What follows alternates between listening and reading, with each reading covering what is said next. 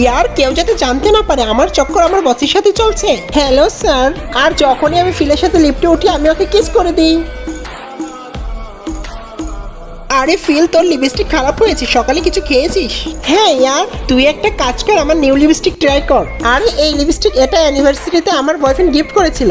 এই লিপস্টিক পাওয়া অনেক মুশকিল, তোর বয়ফ্রেন্ড সত্যি তোকে অনেক ভালোবাসে। পিক তো দেখা তোর বয়ফ্রেন্ডের। এই সব ডাটা কাল সকালের মধ্যে চাই। ওকে বস। কি রাগি বস, যে ওর গার্লফ্রেন্ড হবে ওর জীবন শেষ। সরি, আমি মাত্রই বেশি রাগ করেছি এই জন্য। আরে না, তোমাকে তো অফিসে বসের মতনই থাকতে হবে। চলো ঠিক আছে, আজ বিকালে তোমার ফেভারিট সবজি বানিয়ে দিব। হ্যাঁ এখন ঠিক আছে। আর তখনই বস কি করছেন? সিঁড়ি থেকে নিচে একটু দেখে নামিয়েন। কিন্তু এক মিনিট, এটা কি ছিল? ফের পরদিন আমরা সবাই রাজের বার্থডে সেলিব্রেট করতে যাই। এক মিনিট স্যার, আমি আসছি হাত ধুয়ে। আরে স্যার, আপনার ঘরেও এই লিপস্টিক? হ্যাঁ, এটা আমার গার্লফ্রেন্ডের জন্য কিনেছিলাম। সরি, আমি তোমার জন্য শার্ট নিয়ে আসছি। স্যার আমি পরিষ্কার করে দিচ্ছি। আর যখনই আমি শার্ট আনতে যাই, বেবি তুমি আবারও শার্ট সবচেয়ে তলে রেখেছো। আমি কত কষ্ট করে খুঁজে এনেছি, তুমি জানো বেবি? কে বেবি?